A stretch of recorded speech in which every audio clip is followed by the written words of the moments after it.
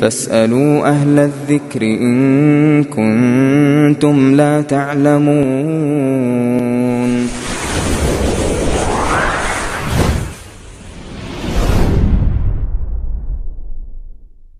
Klik tombol berikut untuk mendapatkan update ilmu yang insya Allah bermanfaat. Kemudian kalau minta sama Allah, jangan pakai insya Allah. Ya Allah, ampuni fulan kalau kau berkehendak ya Allah. Ya Allah, kasih aku rezeki ya kalau kau mau kasih aku rezeki. Kalau enggak ya enggak apa-apa. Enggak boleh, doa itu harus maksa. Enggak boleh ngomong kalau kau mau ya Allah. Kau kan minta. Kau minta sama Allah. Dengan maksa-maksa. Makanya kenapa dianjurkan untuk mengulangi doa 3 kali. Habis doa mengatakan amin lagi, minta maksa sama Allah. Ya, Allah suka dengan hamba-hambanya yang maksa. Karena pertanda hambanya itu butuh sama Allah. Ketika kau tidak menampakkan kebutuhanmu kepada Allah, ya Allah nggak akan kasih. Para jamaah rahimakumullah. Dan yang perlu kita tambahkan di diri kita dalam berdoa. Adab-adab doa. Yang perlu kita pelajarin. Nabi sebelum berdoa memuji Allah. Di antara doa yang Nabi ajarkan, Allahumma Rabba Jibrail wa Mikail wa Israfil fatiras samawati wal ard alimal ghaibi wasyahada. Bayangkan Nabi sebelum berdoa mengatakan, wahai Allah, Rabbnya Jibril, Rabbnya Mikail, Rabbnya Israfil. Wahai Allah pencipta langit dan bumi. Wahai Allah yang tahu dengan yang gaib dan tahu dengan yang nyata. Anta tahkumu baina ibadika fima kanu fi yakhtalifun. Ya Allah, Engkau yang memutuskan antara hamba-hambamu yang berselisih, bertikai mencari kebenaran. Engkau ya Allah. Ihdini ya Allah lima ikhtulifa fihi minal haqqi biiznik. Beri aku petunjuk ya Allah terhadap apa yang mereka perselisihkan. Ada yang ngomong halal, ada yang ngomong haram. Kasih aku petunjuk ya Allah. Innaka tahdi man tasya ila siratim mustaqim. Jadi usahakan kita belajar adabnya doa. Istighfar dulu, sodakoh dulu. Yakin nih. Kita sodakoh dulu, kita sholat dulu, kita berwudu, kita ngadep kiblat, kita angkat tangan, pelajarin itu adab. Dan yakin. Engkau tidak melakukan itu semua, Allah mendengarmu. Apalagi kalau engkau dengan adab yang baik. Engkau memohon kepada Allah Subhanahu wa taala. Hadza wallahu a'lam bishawab. Itu yang bisa kita kaji pada kesempatan kali ini. Mungkin kita masuk ke sesi tanya jawab. Barakallahu fikum. Baik, terima kasih Pak Ustadz. Kita langsung masuk ke sesi tanya jawab. Bismillah. Afwan Ustadz, perlukah kita merinci dosa-dosa yang pernah kita perbuat ketika memohon ampun kepada Allah? Apakah dosa yang tidak disampaikan bisa diampuni Allah? Terus yang kedua, bagaimana tobat dari riya? Afwan, jazakallahu khairan Ustaz. Masya Allah, barakallahu fiik. Semua berbuat dosa. Itu sudah kodrat manusia. Apakah dalam tobat kita harus menyebutkan dosa-dosa kita? Dosa itu terbagi menjadi 2. Dosa besar dan dosa kecil. Dosa besar butuh taubat. Dan kau sebutkan. Ketika itu dosa besar. Tapi kalau dosa kecil, engkau cukup berdoa seperti doa Nabi SAW. Allahumma gfirli ma qaddamtu. Wa ma akhartu. Wa ma a'lantu. Wa ma asrartu. Wa ma anta a'lamu bihi minni. Ya Allah, ampuni dosaku yang telah aku lakukan. Yang mungkin nanti aku melakukannya. Dosa yang terang-terangan, dosa yang sembunyi-sembunyi. Dan dosa yang kau lebih tahu dengan dosaku itu ya Allah. Karena kita nggak tahu, kadang-kala kita merasa nggak berbuat dosa. Antal muqaddimu wal muakhiru anta ala kulli syai'in qadir. Engkau ya Allah. Engkau yang memajukan, yang memundurkan, engkau maha kuasa atas segala sesuatu. Jadi kalau dosa-dosa kecil, maka cukup dengan beramal soleh dan beristighfar, insya Allah Allah ampuni. Tapi dosa-dosa besar, kau harus taubat. Kita mungkin melakukan 5 dosa besar. Kalau kau taubat dari 1, baru 1 yang diampuni. Tapi kalau kau bertobat dari 5 dosa itu sekaligus, maka Allah ampuni sekaligus. Kalau Allah berkehendak. Kadangkala permohonanmu dan taubatmu kepada Allah setengah-setengah. Kadangkala coba Ustaz ya, ana mau coba tinggalkan. Kalau kiranya nggak masalah, ana lanjutkan taubatnya. Tapi kalau enggak, ya balik lagi mungkin Ustaz ya. Orang setengah-setengah. Dan antum lihat para sahabat ketika mereka taubat, habis semua jamaah. Dan mereka siap meninggalkan dunia mereka, semuanya ditinggalin. Datang ke Madinah, tidur di masjid. Bayangkan, sahabat-sahabat Nabi itu yang hijrah dari Mekah atau di kota-kota lain, masuk ke Madinah nggak punya siapa-siapa. Kalau kau punya saudara mungkin bisa tinggal di rumahnya. Walaupun kemudian Nabi SAW menjadikan mereka saudara dengan orang-orang Ansor pada waktu itu. Barakallahu fikum. Nah. Baik, terima kasih Ustadz atas jawabannya. Pertanyaan selanjutnya Ustadz. Bagaimana caranya bisa terhindar dari maksiat dikala sendirian Ustadz? Terima kasih. Subhanallah. Kadangkala ada orang yang gak bisa meninggalkan dosa sendirian. Maka cara paling ampuh adalah jangan sendirian. Iya. Ada orang kalau sendirian, kau kos-kosan jangan sendirian. Kalau di kamar sendirian, banyak yang godain. Di kondisi iman yang lemah. Itu. Tapi kalau memang anak tinggal sendirian Ustaz, mau gimana lagi Ustaz? Siap. Sekarang kau harus perhatikan. Engkau harus mengenal bahwa engkau tidak pernah sendirian sebenarnya. Idza khalauta ad-dahra biribatin wan nafsu da'iyatun ila at-tughyani. Kalau engkau sedang sendirian pada satu masa dan jiwamu sedang memanggil agar engkau melakukan dosa, maka kau yakinlah bahwa yang menciptakan kegelapan itu melihatmu. Jangan sampai kau jadikan Allah zat yang paling hina. Engkau dilihat orang takut. Ada yang buka kamarnya, apa namanya, pegangan kunci, ada yang goyang langsung kaget. Padahal selama itu kau dilihat sama Allah melakukan dosa. Dan kau diam, gak kaget sama sekali. Maka kita perlu menumbuhkan keimanan kepada Allah. Dan banyak berzikir. Banyak baca doa. Di antara doa yang diajurkan oleh Nabi SAW, Allahumma inni a'udzubika min syarri sam'i wa min syarri basari wa min syarri lisani wa min syarri qalbi wa min syarri mani, kata Nabi SAW. Bayangkan Nabi berdoa, ya Allah, aku berlindung kepadamu dari kejahatan yang aku dengar, pendengaranku. Aku berlindung kepadamu dari kejahatan mataku. Aku berlindung kepadamu dari kejahatan lisanku. Aku berlindung kepadamu dari kejahatan hatiku. Dan aku berlindung kepadamu dari kejahatan maniku. Nabi aja berdoa kayak gitu. Sallallahu alaihi wasallam. Bagaimana dengan kita? Dan banyak berzikir. Ketika sendirian, mulai tuh zikir. Bisikan gak karu-karuan, tutup pintu kamar.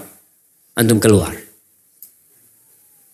Karena terus terang kita kadang-kala butuh bantuan orang luar jamaah.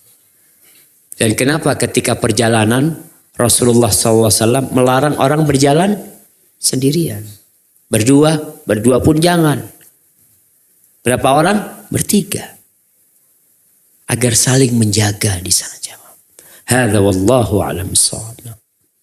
Terima kasih atas jawabannya Ustaz.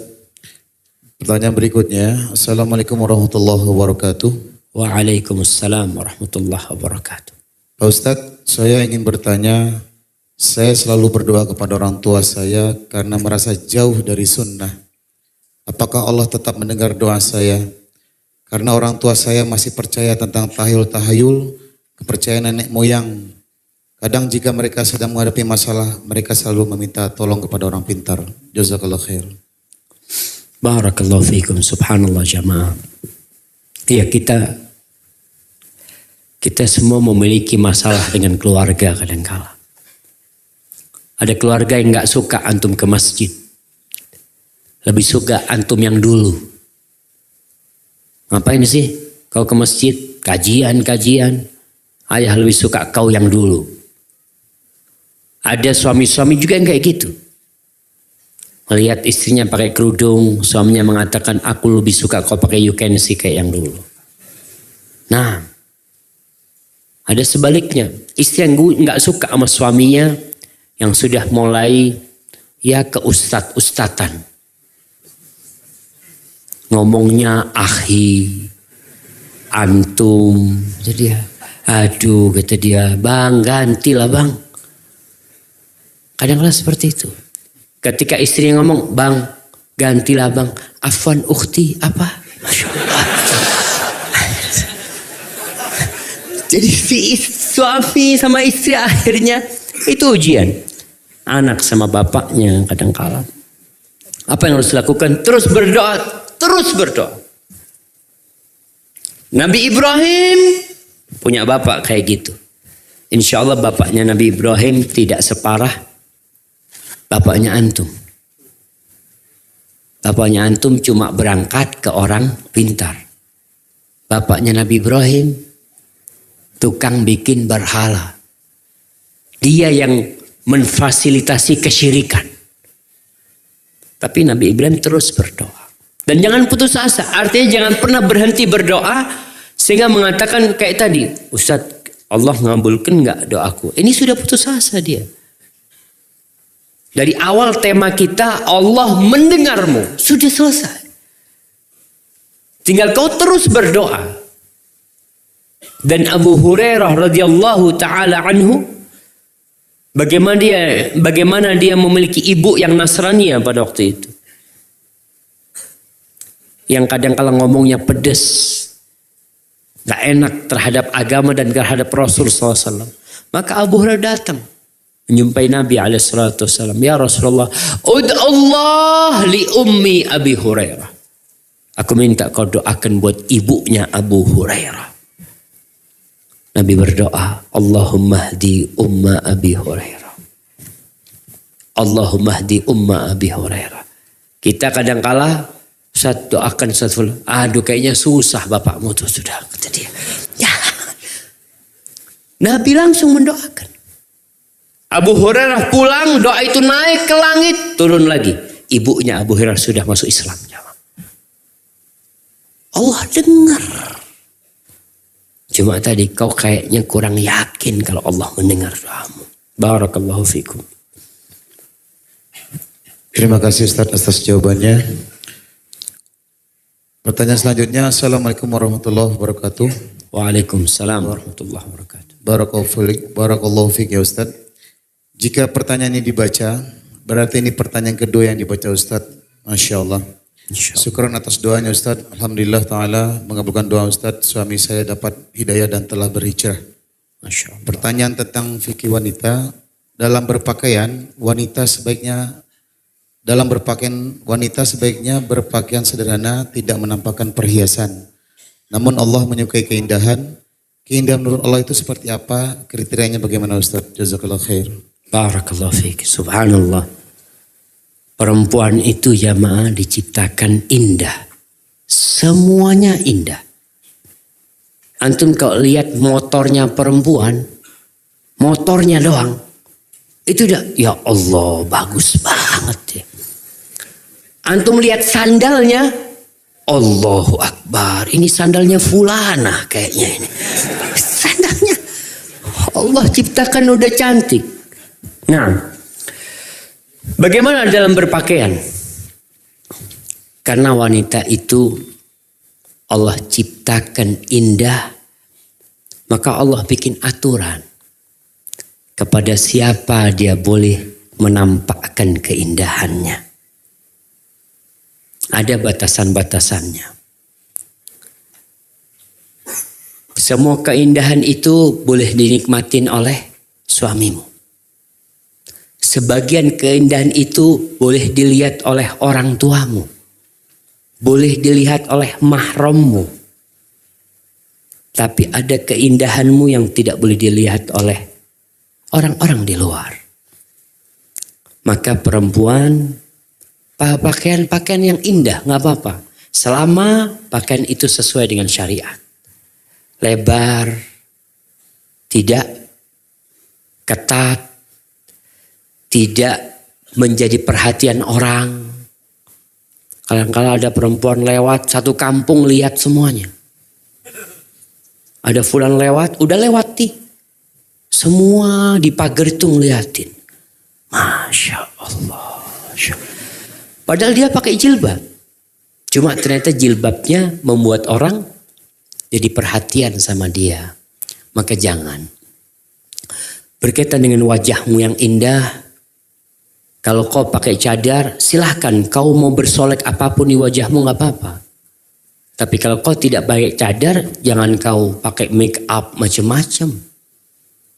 Sehingga nih lelaki-lelaki di sini kesandung jamaah. Tahu kesandungan? Tersandung, jalan tuh sampai nabrak-nabrak.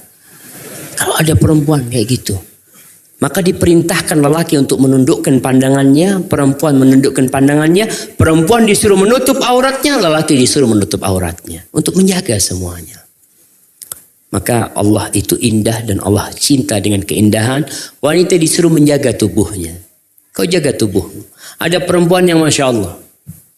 Tidak menjaga tubuhnya karena merasa sudah punya suami. Badannya udah gak urusan dia. Makan ini, makan itu. Suaminya datang. Kayaknya gak kayak gini istri Ana dulu itu. Kata dia.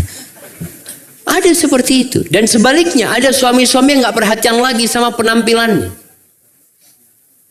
Karena apa? Karena udah punya istri.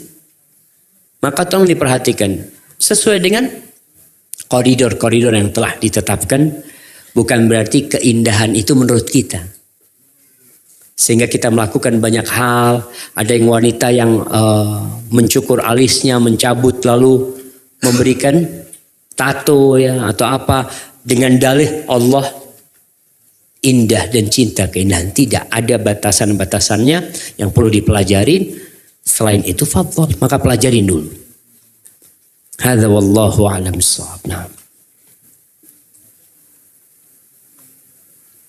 Baik, terima kasih Ustaz atas jawabannya. Pertanyaan selanjutnya. Afwan Ustaz, ketika amalan ibadah disertai maksiat mata yang secara sengaja ataupun tidak, apakah Allah membenci saya? Saya takut menjadi orang-orang fasik dan orang munafik. Saya berharap kebaikan dapat menutup keburukan dan maksiat yang saya lakukan. Apakah Allah membenci saya Ustaz? Syukran. Barakallahu fiik. Jamaah, kalau kau ingin tahu Allah itu cinta atau benci kepadamu, lihat Allah meletakkan engkau di mana. Kalau Allah meletakkan di tempat yang Allah cintai, insya Allah Allah cinta. Kalau Allah menghalangi dari berbuat maksiat, insya Allah Allah cinta. Tapi kalau Allah membiarkanmu berbuat dosa, maka berarti Allah nggak cinta. Tapi Ustaz, ana berbuat dosa terus kena musibah, insya Allah Allah cinta. Karena idza ahabballahu qauman ibtalahum. Kalau Allah cinta sama Allah, sama hambanya, Allah kasih bala tuh. Berbuat dosa Allah kasih bala. yang sakit, yang ini, antum berbuat dosa, kena jarum, ya Allah.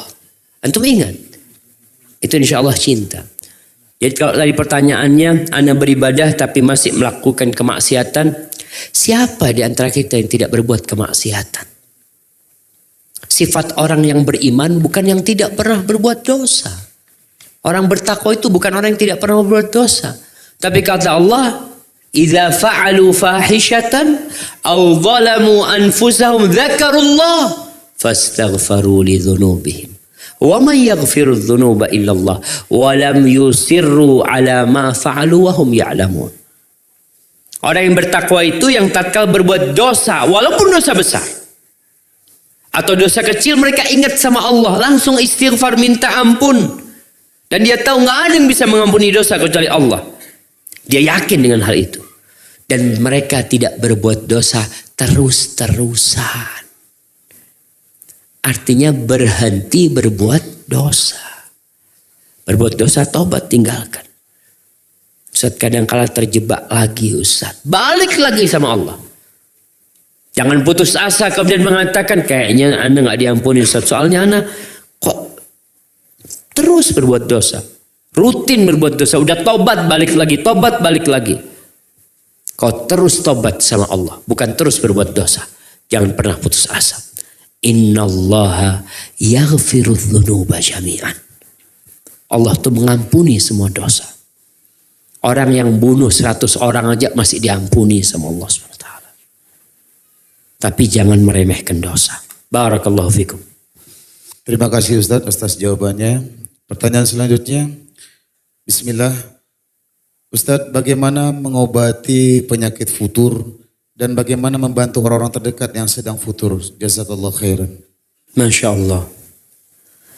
Bagaimana mengobatin futur, bagaimana membantu teman yang sedang futur.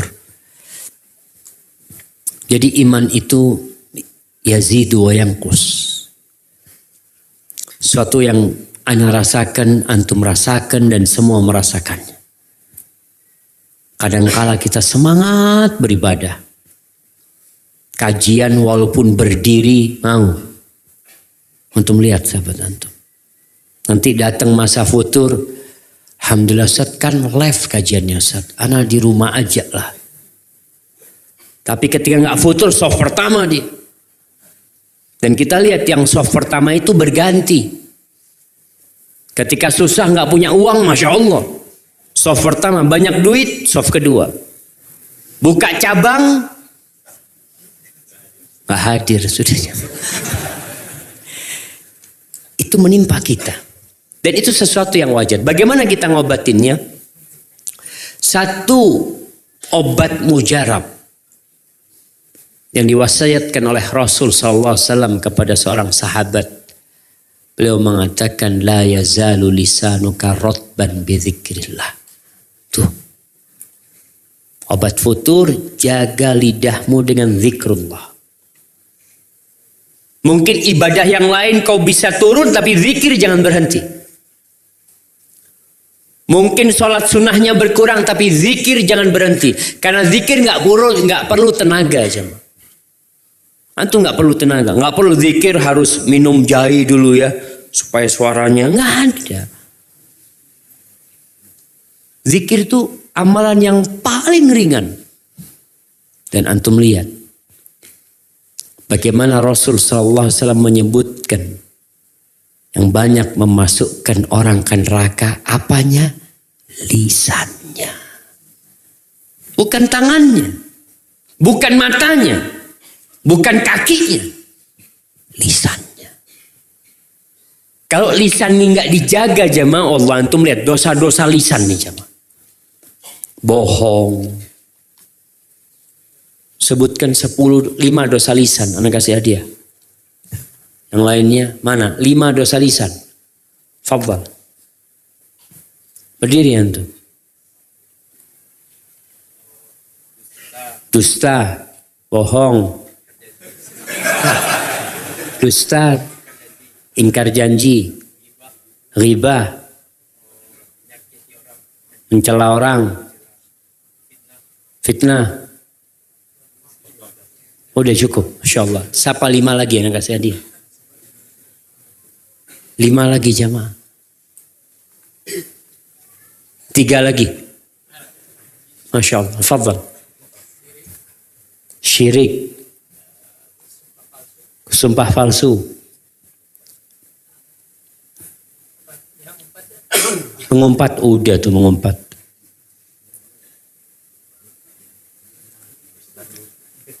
Dan lain-lain.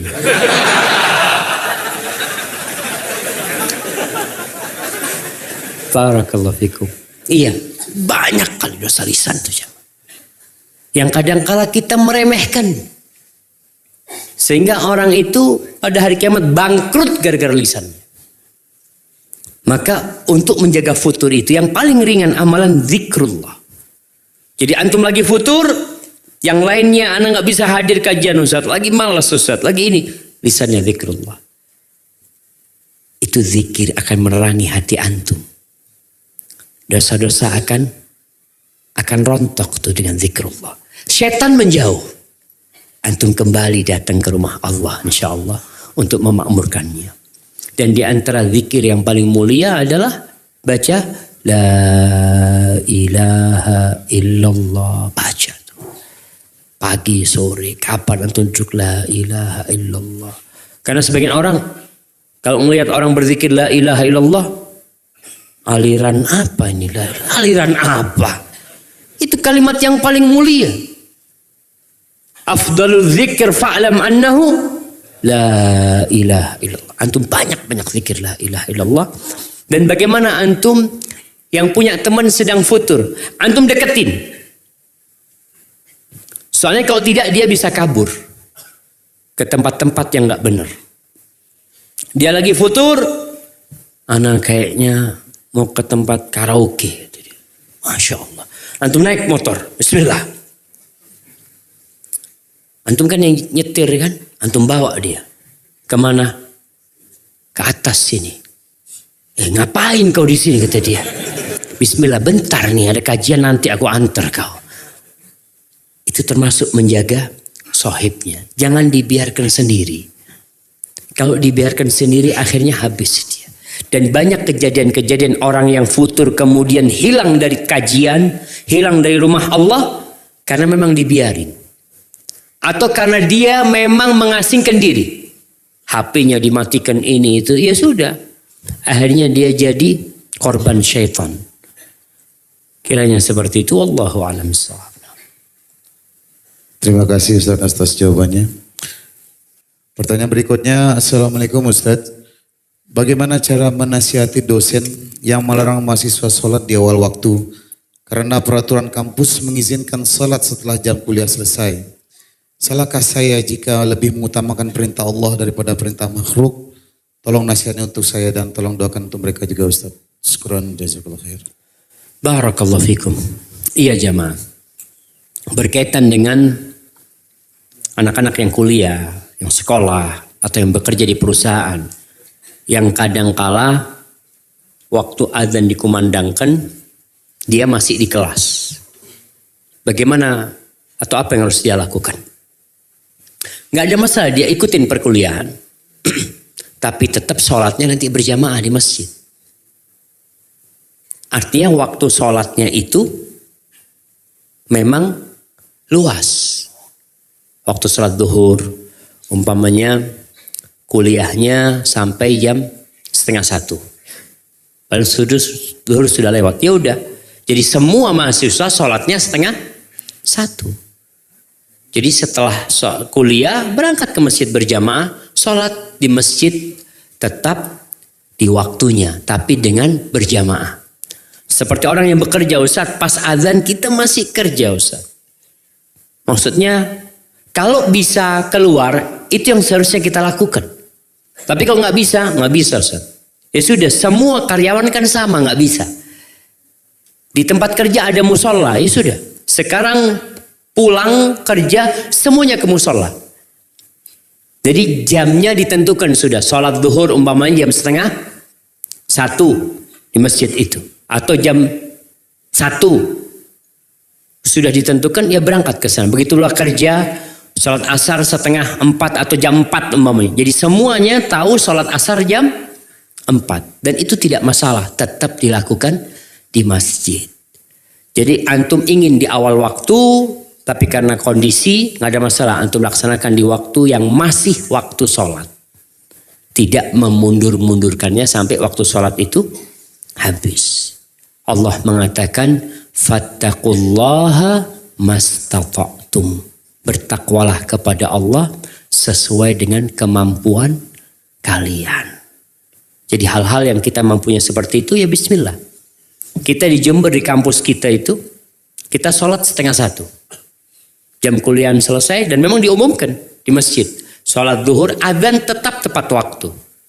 Tapi sholat duhur dimulai jam 12.35 menit. Sehingga orang semua sudah tahu yang ingin sholat di awal waktu. Alhamdulillah banyak masjid yang lainnya. Fadol. Tapi di masjid kita sholatnya jam segitu. Dan itu tidak bertentangan dengan syariat. Karena masih di waktu sholat duhur. Tidak dimundur-mundurkan. Enggak. Orang sholat jam 1 masih masuk waktunya. Hadza wallahu a'lam bissawab. Nah. Terima kasih Ustaz atas jawabannya. Pertanyaan selanjutnya. Assalamualaikum Ustaz. Waalaikumsalam warahmatullahi. Kenapa persoalan di negeri kita ini begitu banyak dan sulit diperbaiki Ustaz? Seakan-akan Allah menjauhi negeri ini padahal banyak umat Islam negeri ini yang meminta kebaikan atas negeri ini. Mohon nasihatnya Ustaz. Subhanallah jamaah. Jumlah itu tidak menentukan. Bukan berarti jumlah yang banyak pertanda mereka adalah orang-orang yang baik. Tidak. Sepanjang sejarah antum lihat umat Islam jumlahnya lebih sedikit. Tapi Allah berikan kemenangan kepada mereka. Allah berikan kemakmuran kepada mereka. Karena mereka berkualitas. Sedangkan umat Islam banyak di Indonesia, tadi kita singgung. Bahwasanya banyak umat Islam. Tapi banyak di antara mereka yang tidak kenal Islam itu apa. Antum lihat tempat-tempat pesugihan rame orang Islam. Dukunnya orang Islam. Yang datang ke dukunnya orang Islam. Itu masalah kita. Sedangkan Allah berjanji, walau anna ahlal qura amanu wattaqaw lafatahna alaihim barakat minas sama' wal ard. Andai kata penduduk negeri itu beriman dan bertakwa, seakan-akan ayat ini untuk negeri kita dan untuk semua negeri sebenarnya. Andai kata penduduk negeri itu memiliki 2 syarat, amanu wattaqaw, beriman dan bertakwa. Beriman dengan melaksanakan perintah Allah. Bertakwa dengan menjauhi larangan Allah. Apa yang akan terjadi? Selesai semua masalah. Lafatahna alaihim barakat minas sama' wal ard. Allah akan bukakan pintu berkah dari langit dan bumi. Langit dan bumi. Maka yang antum lihat, kadangkala ana bingung. Ya, ini termasuk curhat sama antum lah. Mau beli duren Thailand. Mau beli kelengkeng Thailand. Apalagi beras Thailand. Terus beras Vietnam. Garam India. Ana ngomong, kenapa sama negeri kita? Apa negeri kita kecil memang? Gak bisa menghasilkan durian. Gak bisa menghasilkan kelengkeng. Gak bisa buat tanam beras. Apa kayak gitu jemaah? Subhanallah. Ikan tuh ada masih yang impor jemaah. Apa penyebabnya? Gak ada barokah. Barokah itu artinya apa sih? Anda kasih hadiah.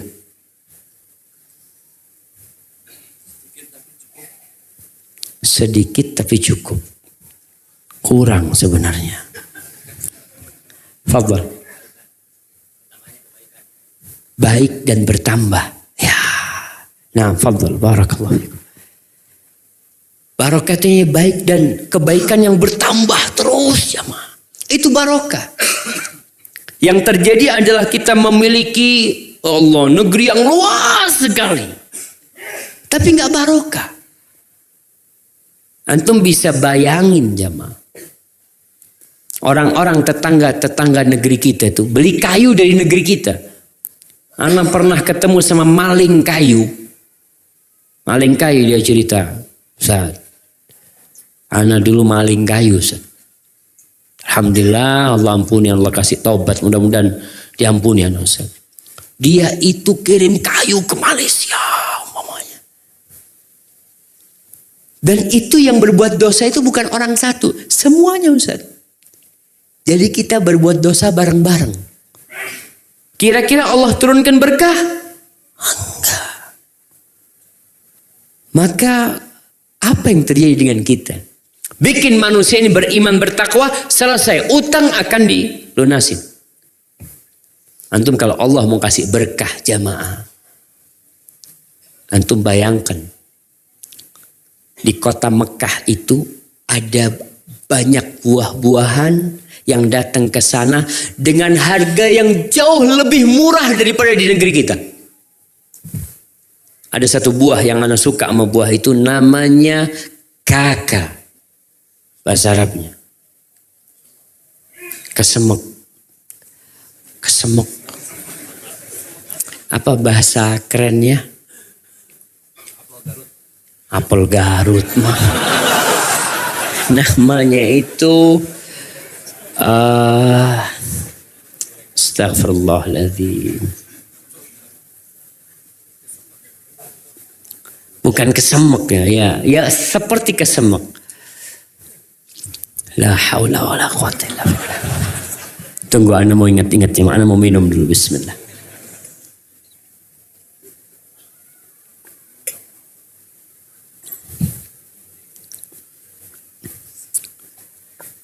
Hilang.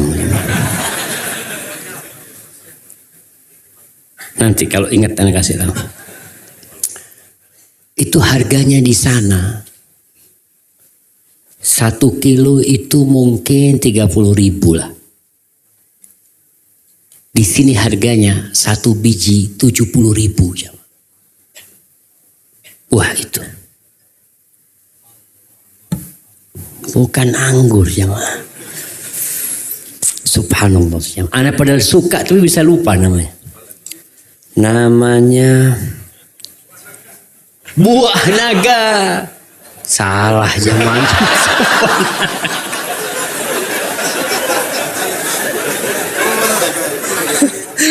Buah naga mah banyak di Indonesia cuma. Tapi ala kulli hal tuh buah-buah datang ke Mekah dengan harga yang murah sekali.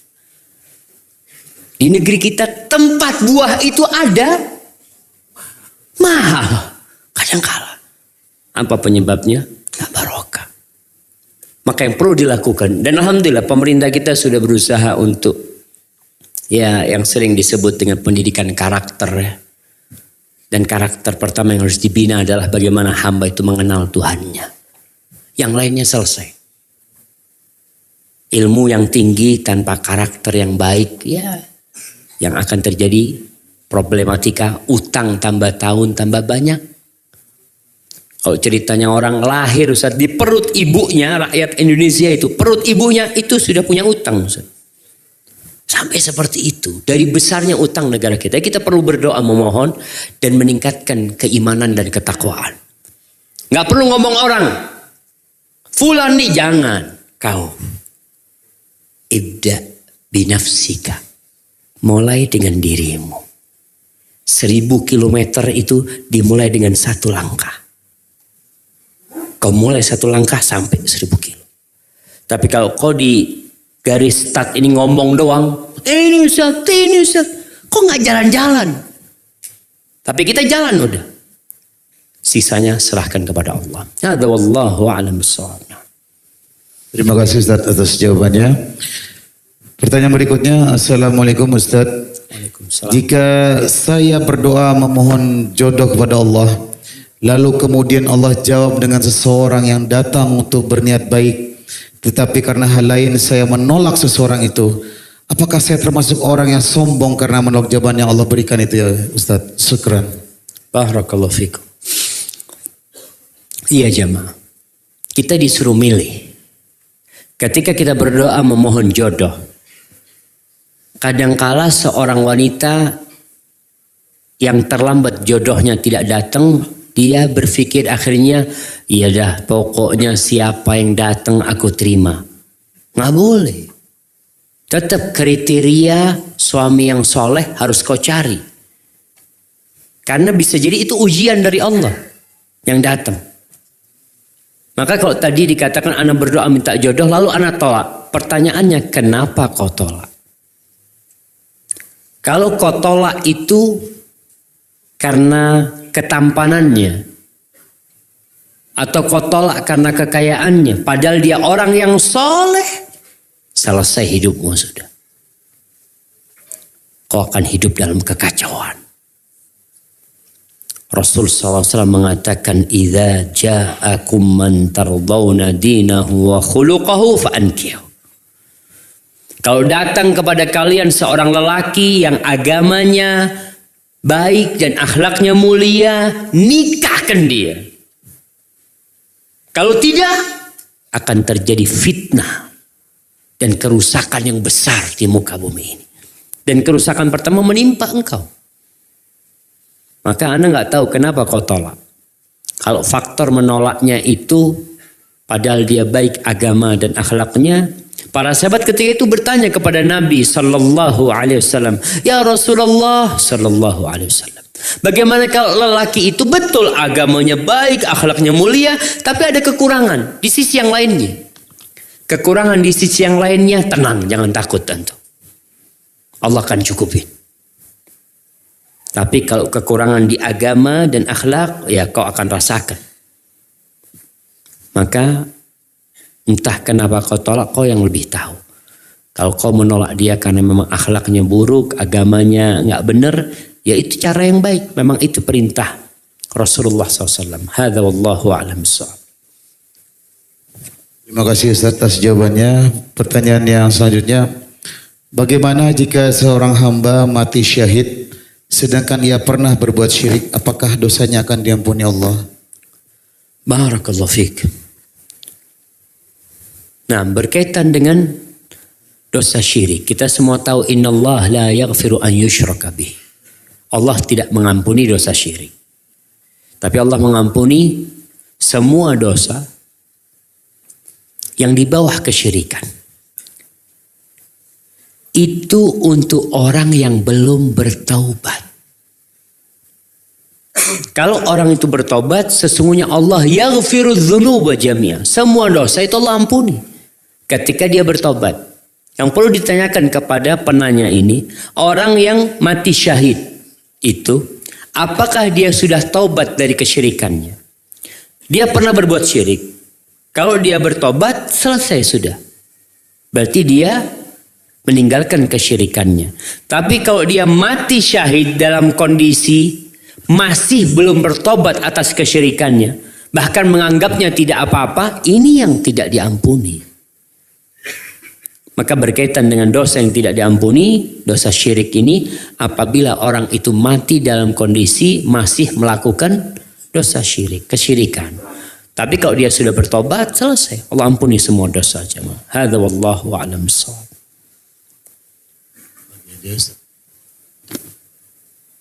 Gimana? Baik, ana mau bagi hadiah.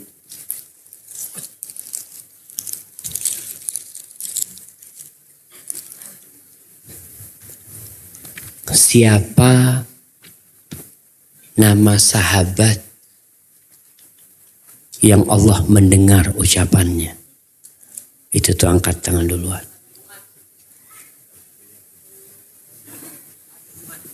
Sa'ad bin Mu'ad.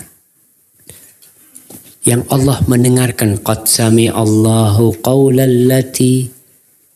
Siapa? Baik. Sebelahnya tadi, nah. Ya, yang belakangnya antum. Ya.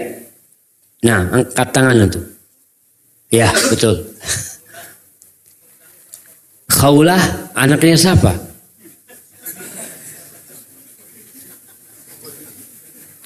Kasih satu kalau Khawlah doang. Khawlah banyak orang namanya Khawlah, kasih.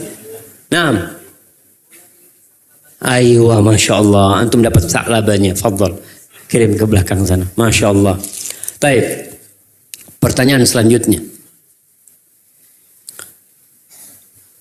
Apa doa Nabi Yusuf?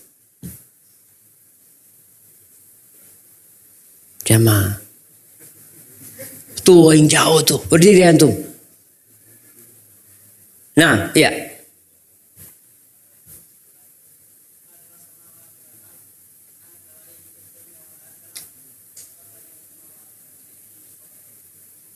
Baik, sahih. Tapi doa, tunggu dulu. Doa yang takut kena fitnah zina. Baik, kasih hadiah, nggak apa-apa dia tuh. Nah, baik, doa yang takut kena fitnah zina antum. Berdiri.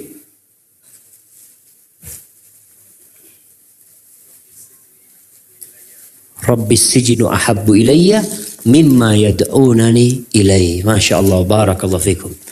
Baik, pertanyaan selanjutnya. Sebutkan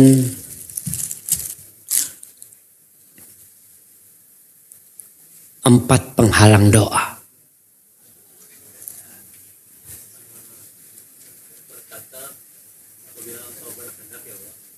Iya, apabila ya Allah kalau kau mau kau kabulkanlah. Yang kedua, makan yang haram. Yang ketiga, tergesa-gesa. Gimana tergesa-gesa itu modelnya? Tergesa-gesa itu artinya aku sudah minta, aku sudah berdoa tapi nggak dikabulin, itu tergesa-gesa. Yang keempat,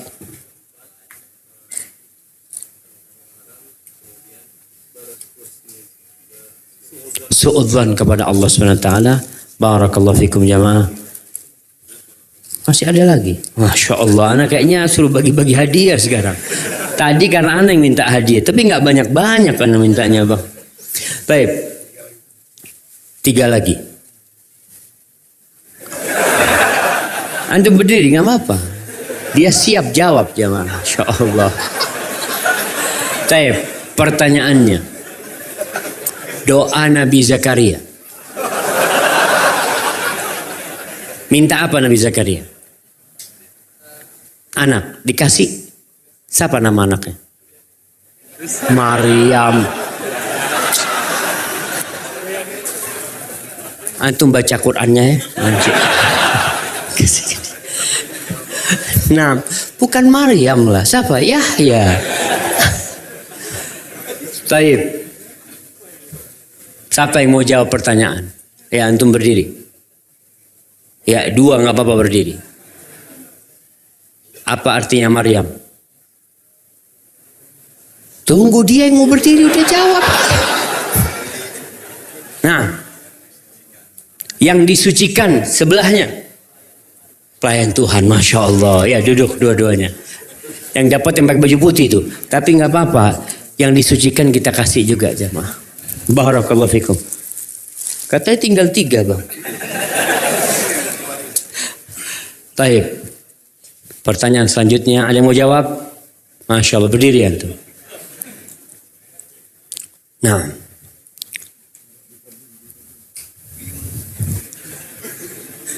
Ummu Salamah pernah berdoa ketika suaminya mati. Apa doanya?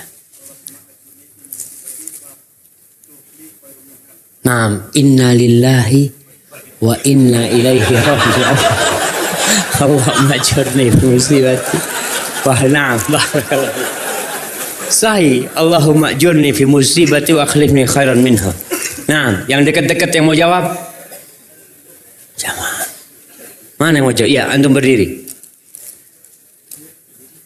Ya. Apa permintaan Sa'ad bin Mu'adz?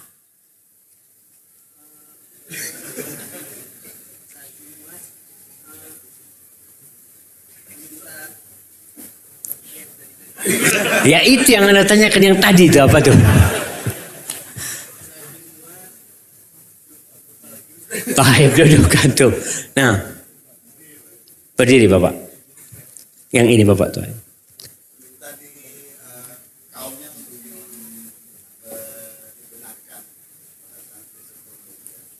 Minta kaumnya dibenarkan. Insya Allah anak kasih Quran nih Bapak ya. Nah belakangnya. Antum berdiri. Minta dihidupkan kembali. Dari kuburnya maksudnya. Ya minta dipanjangkan umurnya kalau apa? Masih ada peperangan dengan kaum Quraisy. Kalau tidak ada,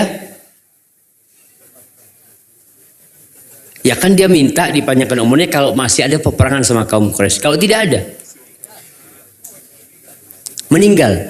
Dia minta meninggal tapi sebelum meninggal, anak kasih Quran aja. Ya, antum. Minta didamaikan, ya minta disenangkan dia dalam urusan Bani Quraidah. Masya Allah anak kasih ini antum. Itu kayaknya pertanyaan terakhir jamaah yang menutup kajian pada kesempatan kali ini. Sebagai penutup, semua memiliki masalah. Negeri kita pun bermasalah. Ada satu tempat memohon untuk menyelesaikan masalah itu. Allah Jalla Jalaluh. Allah tidak pernah menutup pintunya. Allah menyuruh kita berdoa dan berjanji mengabulkan doa kita. Dia mengatakan ud'uni astajib lakum. Kau minta kepadaku, aku akan kabulkan. Dan setiap solat kita berikrar. Tatkala imam mengatakan sami Allahu liman hamidah, kita bersama-sama serentak mengatakan Rabbana walakal hamd. Karena kita yakin Allah mendengar pujian kita. Maka kita perlu menumbuhkan keyakinan bahwa tatkala kita sujud di bumi, meletakkan kening kita, lalu kita mengatakan subhana rabbiyal a'la, Allah di atas arsy-Nya mendengarkan kita. Dan tatkala itu kau banyak-banyak berdoa. Karena ketika sujud, doa itu dikabulkan jamaah. Subhanakallahumma wa bihamdika asyhadu an la ilaha illa anta astaghfiruka wa atubu ilaik. Apabila yang ana sampaikan benar itu dari Allah Jalla Jalaluh, kalau ada yang salah dan kurang berkenan dari diri ana pribadi, Allah dan Rasulnya terbebaskan dari kesalahan itu. Wassalamualaikum warahmatullahi wabarakatuh.